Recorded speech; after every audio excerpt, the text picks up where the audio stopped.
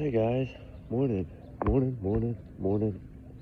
hope y'all are having a wonderful morning. It is 6:50 a.m. Tuesday. We're getting close to August 1st. It's going to be the most brutal battle heat in South Texas ever. And I think we all know this. The ones that are in Texas know that pretty soon we always fear August. I do. That's usually the 110, 115 heat index, 120 every single day, 90 at night, 95 at night when you're trying to sleep. Believe me, I've had a couple of my buddies call me, and they have been having so much trouble keeping their house cool. Doesn't matter how big your unit is. I got a buddy that owns a little store, like a mini mart, and his air conditioning can't even keep up with the heat. He said yesterday that he felt so horrible that he ended up working the whole shift because the ladies that worked for him, it was just too hot. It's pretty bad. I didn't go in there. I've tried not to go into any stores right now or be really around any people. I've kind of been a hermit, I think, because for one, I don't know if what I had was contagious, and I didn't never want to give that to anyone. Oh my God, I would be so devastated if I gave that to someone. I've been wearing a mask anytime, and of course, if my kids come, the Lysol bottles are outside in the garage. They grab that. I've been wiping down every door handle with alcohol wipes. Everything I touch, refrigerator, cabinet, pantry, doesn't matter. Bathroom, toilet handle, it doesn't matter what it is. I've wiped it down with alcohol wipes every single day. Multiple times a day. I've been through probably 40 cans of Lysol. No joke.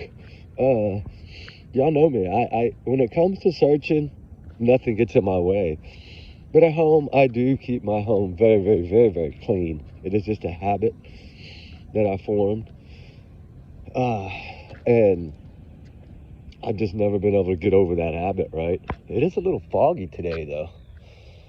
I couldn't bring Ruby because I was worried. I took her last night for a little bit, but she's doing better. She's not really limping bad, but I noticed last night, like, when we got towards the end, I didn't let her jump. I picked her up and put her in the truck, of course, because I didn't want her to be hurting. So I didn't bring her with me this morning, but I just came back one more time over here just to see if somebody had really taken my things. And it's possible that they did not really take them on purpose, but they had been there so long that they moved them because it looks like they did shred. So hopefully, I'm wondering if they just piled them against one of these big old trees somewhere, at the base of them, or if they actually just took them or threw them in the way. I don't know that. I know it was quite a good deal of, it wasn't cheap, but it's okay. It's when you get sick like that and you get knocked down like that, there's literally nothing you can do. But I did want to come out this morning and again thank the family for all the prayers. And I know I've kind of been worried about relapse. I saw that in a lot of comments because the doctor did talk about that. He did tell me about relapse and how important it is to continue to same vitamins, same everything, right? I eat a lot of vitamins. Fruit, y'all know that. I'm always eating fruit. I grow fruit in my garden. Actually, I had just cut some bananas. I'm not a big banana eater, but I don't mind, I like bananas with, Raisin Bran.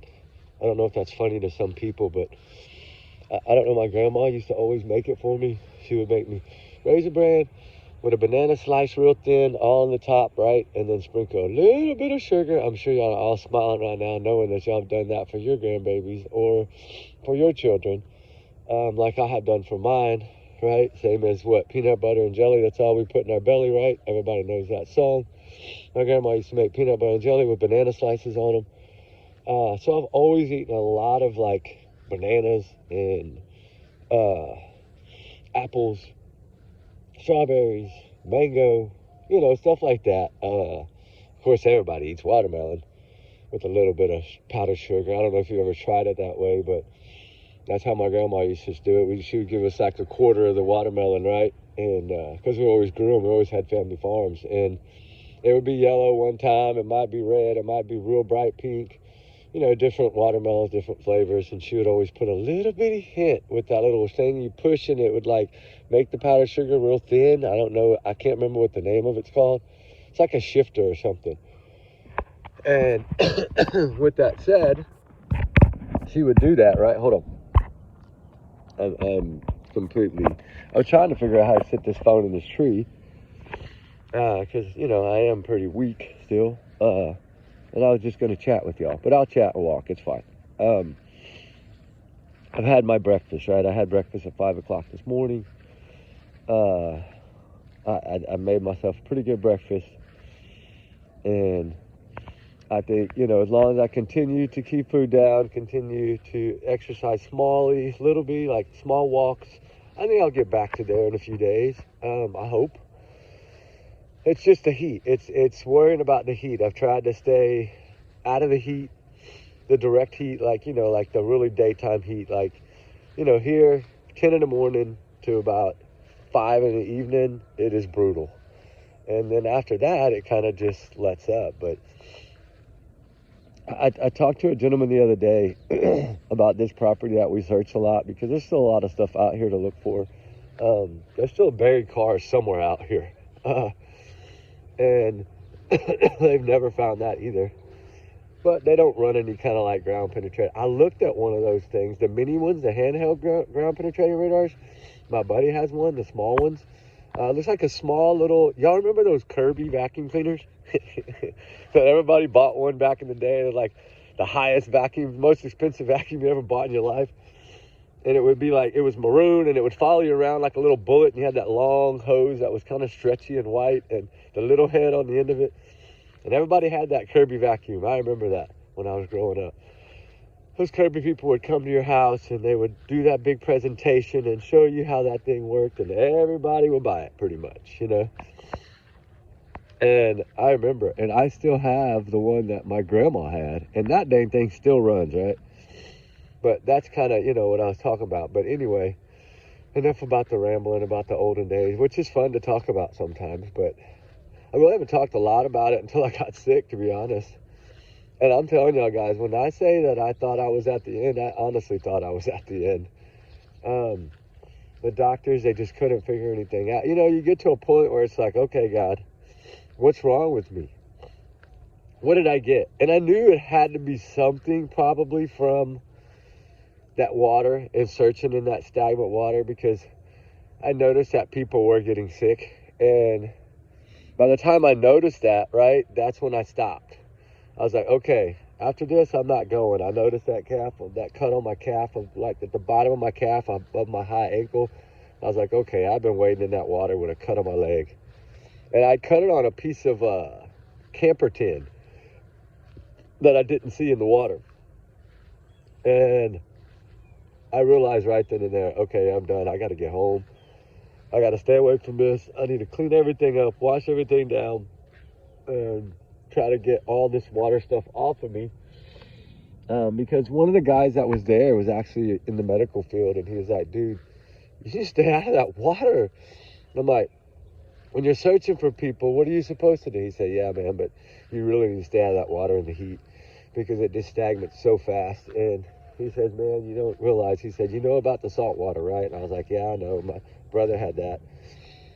With that, where it attacks you if you have cuts in the ocean. We had a bad problem with it here a few years ago. A lot of people were getting it. It's kind of like a scalp infection, I guess, but it had a name to it, but it would literally eat your skin. And there was some flesh-eating bacteria that was in the shallow waters of the bay. And wade fishermen and stuff like that were getting it if they had cuts. And a lot of y'all, I'm sure, know about that as well. There's a lot of people. One famous doctor that has like some, I think, had a show at one time, got it and almost lost his leg. And literally, if you don't catch it early, you can lose a limb. And I never really thought about it, in the river, right? Because it's constantly flowing. But when you realize all those little inlets that we were walking in, searching for those children, right, and people, and pets and anything, right? We found those 2 dogs, and we got those dogs back. And that one poor dog, the leash was wrapped around like a bunch of debris and he couldn't get loose. And we cut him loose right away, got him out of there. He was kind of aggressive at first, but once Ruby kind of got in there with him and kind of nose to nose and all that, he did calm down, and then he ended up walking with us. Actually, first he would not. We were pulling his collar, he just didn't want to come, but we weren't his owners, right? But finally, I gave him a couple of crackers. You know me, I always carry those little doggy peanut butter biscuit things, and I gave him a few of those, got a little friendship bonded, and he followed us all the way up to the rescue table, but to where they were, we took the dog to. And I don't know if they ever found, they never called me, or if they did, I was sick and I haven't checked all the voicemails yet, but I had 72 voicemails and I haven't checked them yet. So, when you're down, you're down. And I really wanted to get some content out for y'all guys, because I knew y'all were probably like, okay, what did this do? Just fall face of earth or what? But, let's get back to the foggy morning here, because it actually feels better than normal. It is 81 right now. And that is actually cool for me, because normally we're like 90 right now. And it is literally 7 o'clock in the morning. But it's okay. We're used to it. We'll make it. But I did want to just kind of come on and talk about a few things. I've been trying to catch up on everything, right? And, of course, Sebastian Rogers case, we talked about it last night. And then we did a night ramble, which was kind of weird because I was testing headlamps again. And I don't know why. I was just doing it from afar. We had the drones running. And that's why, I was trying to keep those red lights on, because I was going through a neighborhood. And we were trying to hit areas that didn't have lighting to kind of get an idea, okay, that neighborhood is really dark there. So let's pick a dark area. And let's just go out there in the middle of the night and let me test this thing, right? Because while I was talking to y'all, I pretty much kept it on red. But when I wasn't doing the video, of course, I was walking through some darker areas in the neighborhood, like shadows on the street, and I was trying to cut in between in the grassy areas and turn them on bright and then turn them on dim to see the difference. We're trying to compare that lighting, the brightness of the lighting, going out there and then coming back to see the difference, right? And so that was kind of what we were doing. And it sounds funny to some, but it's anytime you can test these types of things to understand, do we really have this lighting right? That flashlight video, Tinkerbell that we call it, we call it as family here, Tinkerbell lights, because we tried to avoid the flashlight thing because of the drama, so we've always just said Tinkerbell. Because to me, if you honestly look at it, it's like, casually walk out there, right, like this, they're just walking slow, but then coming back, it was moving, right?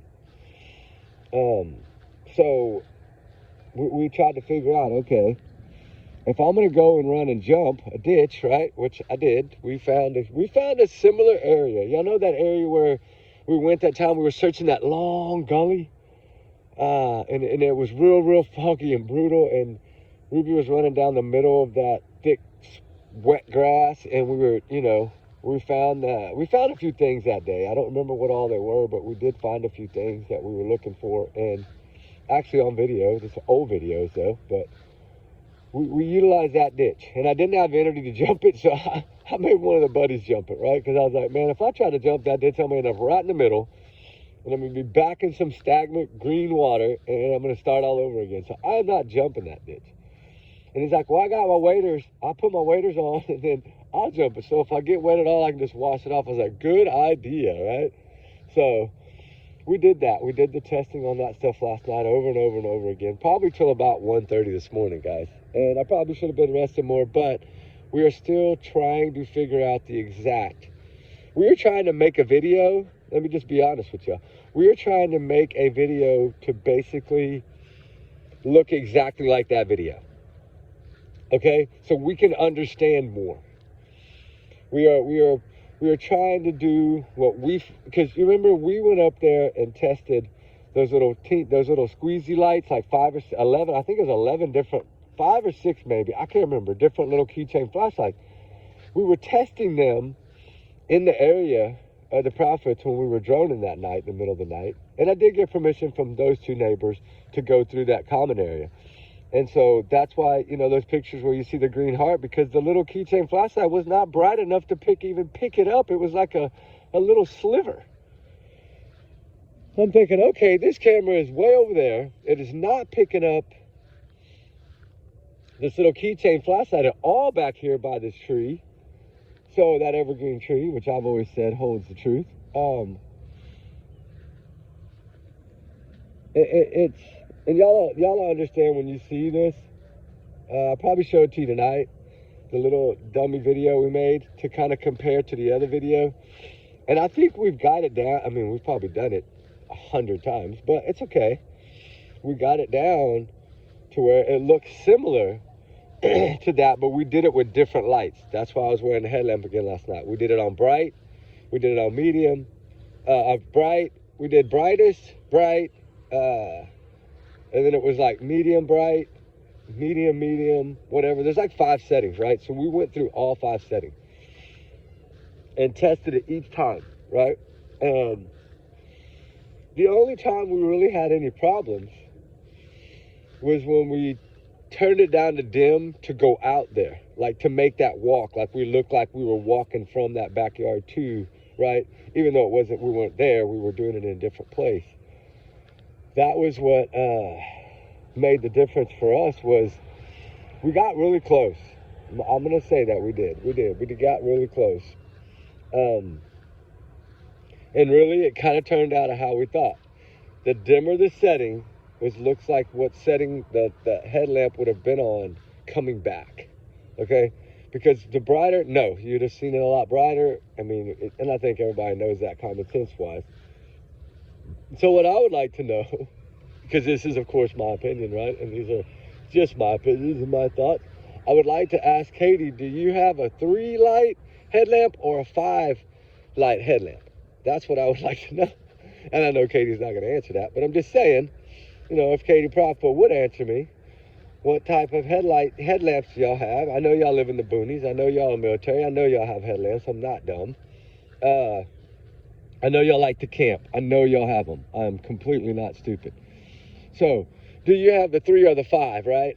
If you just feel like answering that question, Miss Katie Propo, would be great for me to help me understand this Tinkerbell flashlight video that I believe is you floating back to that house. And I believe you forgot to turn off your light. I'm sorry, I have to admit what I feel and what I think. And that's what I think. A lot of people seem to think, I noticed in the comments, a lot of people are still on the impression that Sebastian made it home. And that's okay, because there is still a possibility that he made it home. But if he would have made it home, the only way out of that house would be in the back of a car, which means he didn't even walk in the garage, right? Back of the car, carried to the car, or carried out that back door and carried to somewhere else, because the dogs picked up not one step of a barefoot child.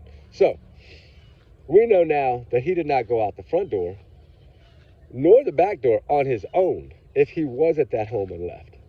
That's why I've always felt. Now, if Seth Rogers would have said, I'm 50% sure that that's Sebastian on that camera taking out that trash, then it would be different. But he says you cannot make out anything other than a shadowy figure, right?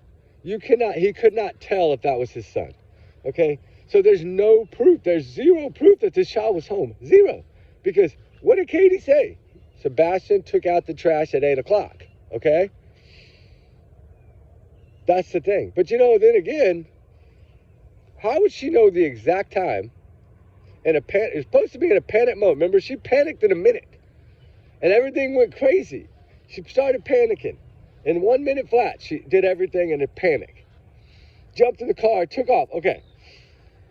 I mean, what is her opinion of that grainy video?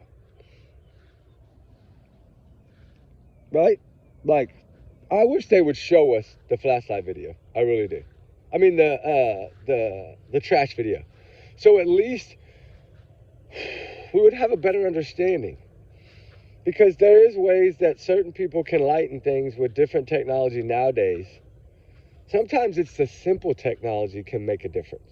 And Not saying that Secret Service doesn't do an amazing job. They do. They can take videos and make them crazy beautiful. But there's always these little tools sometimes that they might not have discovered yet, that somebody else might know, that they can either lighten it or change it or get more of a shape or a size of a person, right? If I had that video, which the law enforcement, Secret Service knows the height of that person taking out the trash to a rough estimate.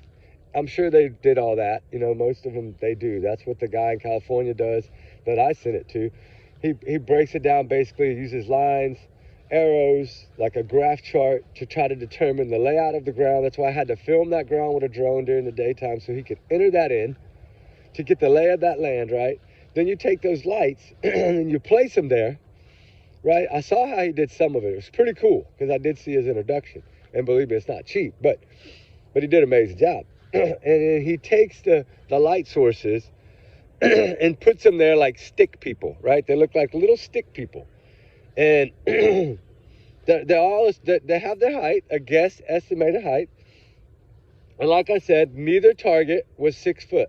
Not even, like they were inches from 6 foot. Put it that way. They weren't even close to being 6 foot tall.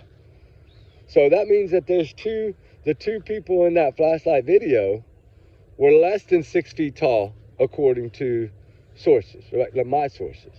And so the way he did it, it really does make sense. And luckily for us, let me just tell you the secret. I didn't want to tell it because I don't like telling all my secrets. But the thing is you need to film at all heights, right? You need to get that drone programmed at 6 foot high and let it fly that line at 6 foot high. Then you need to take that drone and fly it at 5.5 foot, right? Then you need to take that drone and fly it at 6.5 foot. In the same pattern from that camera at that corner of that house where that light comes on, right? Straight across that field to the evergreen tree. That's what we did. Evergreen tree was our target. We stopped the drone at the evergreen every single time, which is right at their backyard. So we did it starting at 3 foot off the ground all the way to 10 foot off the ground. So then he takes those drone footages, right? Puts them into the system. It's a lot of work to do it. And it's a lot of work for us to get him the data that he needed. But then he could break it down for us and give us the height. And I didn't want to give that away because there's a lot of people out there with drones that, you know, I'm sure that some of them know how to do that. But I learned it through an engineer buddy of mine in the oil field. A really great engineer, actually. And he's the one that told me, okay, program your drone for this height, this height, this height, this height, this height, this height. Because we did it at inches too, guys, not just half foots and foots, right? And we had to kind of contour the angle of that camera where it was before, not the new camera, because the camera now there is new. It's different. It's not in the same spot. So luckily we had photos from before they changed the cameras out, so we knew the exact angle, height, everything of that camera, right? Based on flying up to that camera really quickly and getting out of there, right? And that gave us an understanding and an idea. And then, of course, they changed all that stuff, and it really did kind of make it a little harder, but it's okay. We still were able to do it. And, of course, it's just it's not 100%, but it's damn close. And the thing to me is, I wanted to explain that to y'all to give y'all an understanding. And I hope the volume's okay. I still keep getting this same person, and I don't know if you're intentionally doing it, and if you're not, I'm so sorry for bringing it up, but someone is having a problem hearing, and I have these earbuds in, and I have them up all the way, and I have, most people are not having the problem. I've only seen, one person that continues to say, you're watching, and I think you're from across the pond in Canada, and not saying that you would ever, do it in an intentional way. I'm not saying that, family, at all. I'm just asking, is it really, how is it hard to hear? Does it feel like the volume when I talk or when I show a video, right? Because that video, that little clip that I showed last night, I didn't want volume. I wanted y'all to see how long it took her face to come back to reality after she pretty much almost told us what happened. Because she pretty much told us it was too late, put her hand on her neck. We know that, okay? So no matter what she was doing, it was already too late, according to her. So what does that mean? That means that by 6 a.m., He wasn't there. All her panic, that child was not there when she was panicking, right? We know that because she said he was gone. But how long had he been gone? 11 and a half hours? That's what I think. I think at 6:25 p.m., that 9-minute drive towards that neighborhood, someone either met her outside that neighborhood or something. And I have heard some things about the store. I don't know if law enforcement's just keeping that very close or what, but there is something that's kind of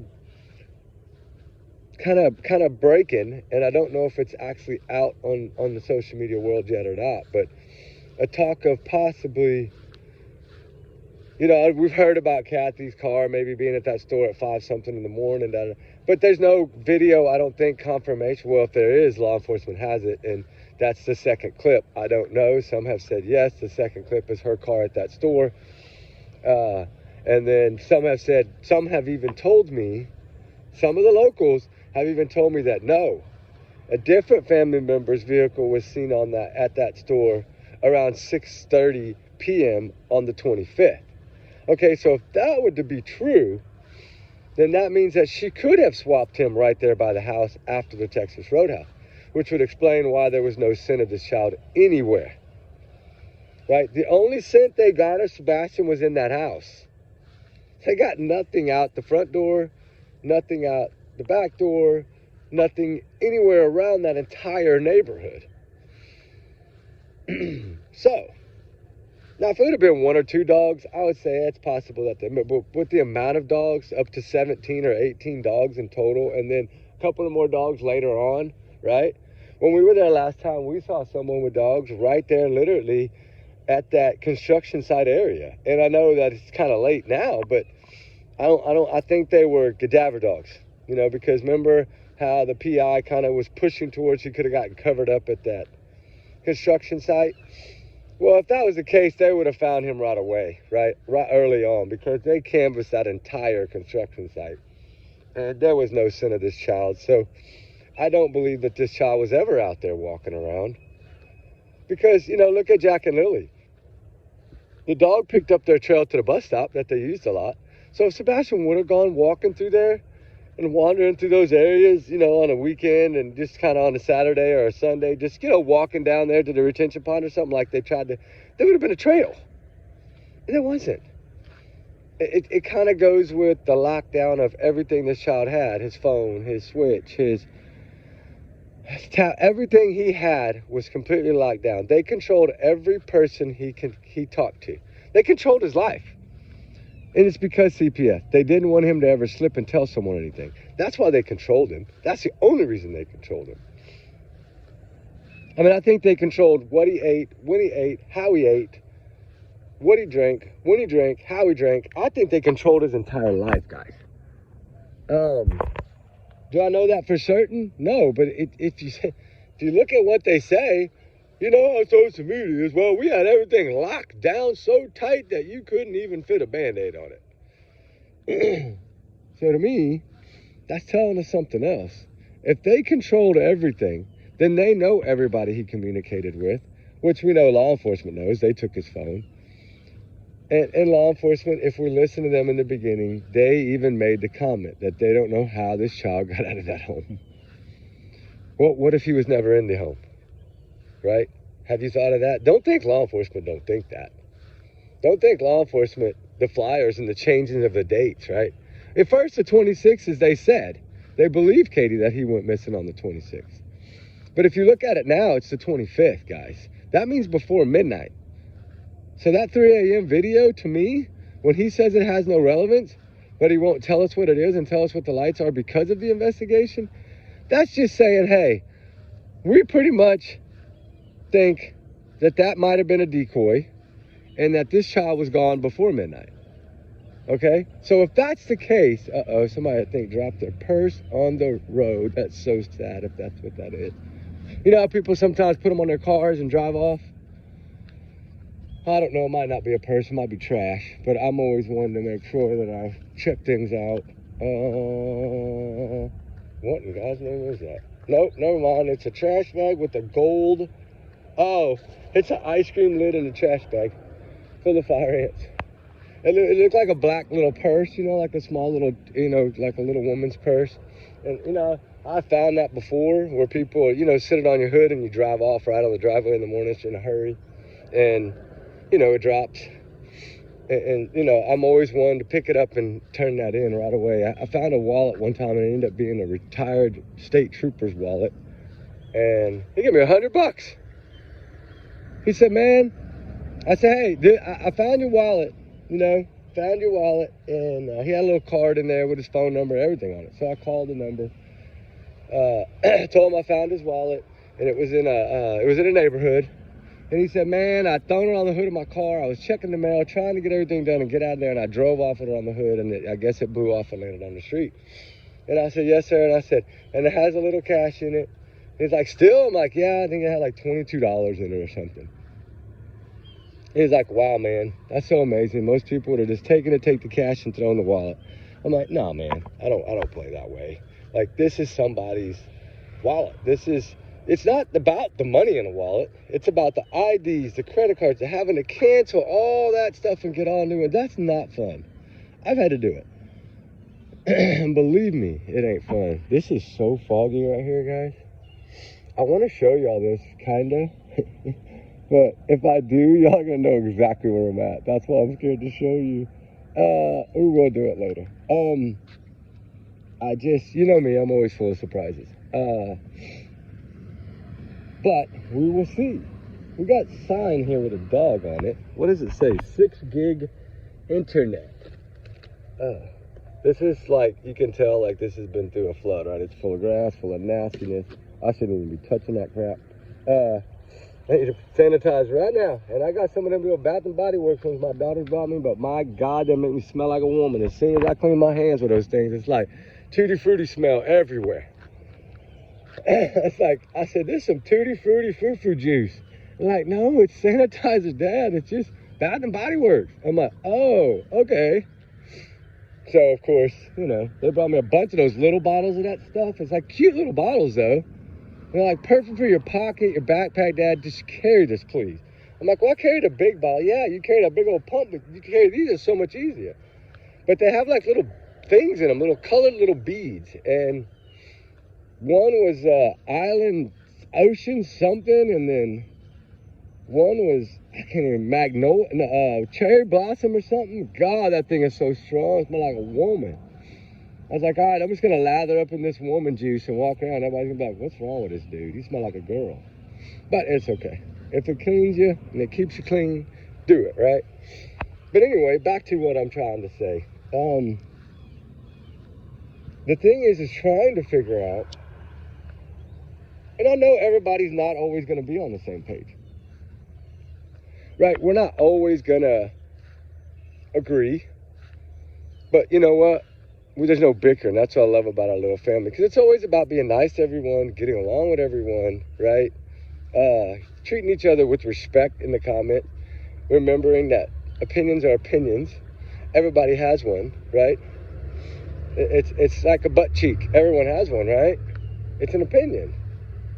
I would have said something different because that's what my kids always say, but because they're real strong with believing that everybody has a voice. Let everybody use their voice and don't judge anybody just because their opinions are different than ours. And ladies, look what I have for you. Dun, dun, dun, dun, a little lavender, like tulip in a flower. Remember I used to do that a lot for y'all. What in the world is that? Oh, it looks like a cone maybe sticking up in a ditch, probably from the water. I'm in an area by a river, kind of like by the Guadalupe. Not up there, guys, believe me. I'm sorry, I'm not up there. But I'm in a runoff area of the river because people have been asking, can you check some of these little inlets? Because, you know, they have found debris as far as almost to the ocean town, like where the Guadalupe runs into the to the Gulf of Mexico, right? I'm still going to call it Gulf of Mexico. It's a habit. I've done it since I was a kid. You know, we got a place down there in Puerto Conner, Texas. We got a place in Rockport, Texas. And we travel. We got, you know, I don't fish anymore, but we do like the little tournaments for wounded warriors. We have another tournament for Down syndrome children. We have a tournament actually for battered women. We do a lot of different little fishing tournaments. It's catch and release tournaments though. So we usually don't get as many people to sign up because it is catch and release. It's catch it, weigh it, measure it, film it, take a picture, turn it loose, right? That way we have plenty of fish in the ocean to keep the ecosystem going, right? Because that's what it takes, kind of like sharks, all those types of things. Shark Week is my favorite time of year. And you know what was so oddly crazy was the entire Shark Week I was sick. And so I did not get to watch Shark Week. And by Sunday, when I started feeling better, Sunday evening, that's when I finally was able to sit down and turn the TV on, and Shark Week was over. And I'm like, I thought it went all the way till Sunday night. I didn't know it ended Sunday evening at like 6 or 5 o'clock. I was so upset. I was like, I'm not gonna get to watch any Shark Week. Because once it stops, they don't show it again, right? And so I was like, man, that really hurt, because I always love Shark Week. And usually with my kids, we watch it and we eat popcorn and we freak out, right? Because we've been through some of that stuff. And my brother was bit by a shark back in 2002, I think. A bull shark, actually. And in the calf. So we've experienced that types of stuff, and we don't believe that, you know, walking out in that ocean is, you know, that's their home. So we leave their home alone. We'll go on boats, right? Not you know, canoes, little things like that, but I'm not going to get out there and just go swim in the ocean. I'm not going to do it. I know that's their home, not mine. If I want, I swim at home, right? That's how I look at it. If I want to swim a lap, I'll swim at home. But, you know, back to Sebastian. The thing that I'm trying to figure out is, if you really truly think about it, it's how would they have orchestrated this if they would have done it at 3 in the morning, right? Which I'm not saying that's not a possibility, but he would have had to have literally been carried out of that home, either on his shoulder, piggyback, or in a car, because he left no scent. And I'm not saying that's not possible. It is possible. It's possible that she took him that morning at 6 o'clock, and that's why she left. I've always said that drive in the morning is going to get her. It's going to be part of this case. I believe that the drive, I believe that the Roadhouse dinner, and I believe that the flashlight video will all be used against them. That's my opinion. And that morning trip, I think the phones, were they wiped clean it all right? Was anything deleted? Was anything, you know, like refreshed and everything taken out of history, or, you know, any of that in their phones? And the Apple Watch, truly, do they have the Apple Watch? That's what I want to know, because some people are saying they have this Apple Watch data, but how do we know that that's honestly her Apple Watch and that they're being truthful? How do we know that? How do we know that's not Melissa's Apple Watch, or Chris Proudfoot's Apple Watch, or a brand new Apple Watch because she threw the other one away, right? You know, it's heart rates and spikes in heart rates and this, that, and the other. How do we know for sure, though, that that is actually her data, right? That's what I want to know. Like, are we 100% sure that that is 100% Katie Proudfoot's Apple Watch data? What I would like to see is one of the like the little heartbeat app, or the one that come on iPhones, if they come on the iPhone already. One of those fitness apps, or one of those heart rate apps that shows every step you take every single day. You can basically pull it up and make a geological map, and it will show you everywhere you went that day. That's what I would like to see, right? Because those are the types of things that got Brian Kohlberger. And people don't really realize that these apps are open even if your phone is off. These apps are running even if your phone is powered off. It's crazy, but they are. How can it count footsteps with your phone off? I mean, it's weird. Now, that doesn't mean that she had her cell phone with her when she went outside and floated around like Tinkerbell. I'm not saying that she had her phone. I don't know. I would like to know if anything moved, or any light came on differently, because they'll know by that camera across the street if any of the lights or anything came on after 11:30. Because Katie said in her voice that the last time Sebastian was seen was at midnight at home. That's what she told the news lady on day one. okay? So, I would like to know too if Seth knows if that is correct, right? Because the news lady has no reason to lie. She just said the last that he was seen was at midnight. And if you listen to that clip, that little 911 operator thing, you know, we've played it here before. I played actually the whole dispatch before. I have that whole recording, that 21 minutes. While they were searching, remember I played it before.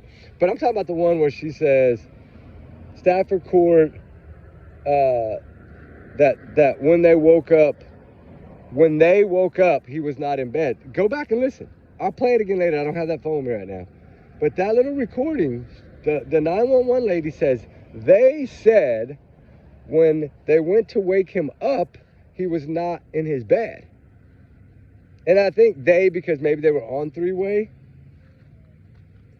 But, you know, there was always talk, was Chris home? I think he was in that area that Sunday. But I think by then, you know what I think? And you can just go ahead and say it and get it over with. And then y'all will understand maybe my opinion a little more. I think he was in town till around 6:30, 6:45 p.m. And I think that's when he left. That's when he took off back to his camper. And from what I've learned, that's exactly what it was. That by 7 p.m., he was on the highway headed his little 2-hour and 20-minute drive, not 3-hour, but 2-hour and 20-minute drive back to his camper. Which technically would have put him there.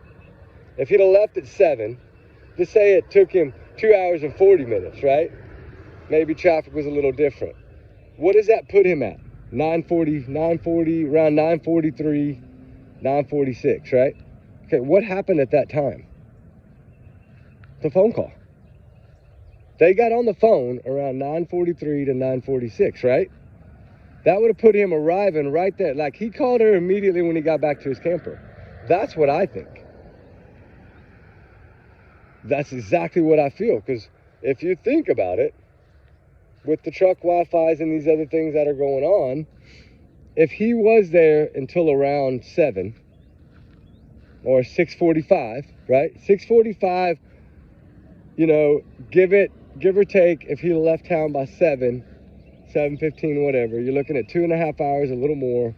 So if he was gone by 7:15, he arrived, or 7:10, he arrived at 9:40, which would have given him 3 or 4 minutes to get inside the camper and call Katie. And then they stayed on the phone till midnight, and they didn't have any worries anymore. They were just planning this little fake flashlight thing to make it look like he left. And then she made the boo-boo of not turning her lamp off, coming back and running and jumping that ditch and going back to the backyard. I say it over and over, but that's my opinion. And that's exactly what I think happened here. And I know that I just have to look at other ways. I look at ways, believe me. I try to figure out, okay, if Sebastian did come home and he did take out the trash, why didn't the dogs go straight to the trash can? And they didn't. Why didn't they follow that trail from wherever he came out on that sidewalk with his little bare feet or whatever? Maybe he had shoes on at that point. I don't know. Still, he would have left the trail and he would have left scent on the trash can. Those dogs didn't hit on that can, which is telling me that he probably hadn't taken that can out in weeks. Okay? You put your oils from a restaurant, you've been sweaty, you're greasy, you're oily, you just ate. You know, the environment in the restaurant, the air is real sticky from all the cooking and the fried food. Especially at the Roadhouse, it has like it's floating in the air. It gets on your clothes. Like, when you leave, think about it. When you leave any restaurant, especially Mexican food, your clothes smell, right? Okay, he would have smelled like the steakhouse, right? Which would have been an extra scent. He would have been extra, his skin would have been a little bit more oilier, right? So, he would have left a scent trail, or at least some kind of scent on the can itself. And they never hit on the can. So that's why I always said, okay, you know what? And then when Seth Rogers came out and said, you can't make out who it is. It's a grainy, really grainy. It looks like somebody walks the can out and kind of skips back.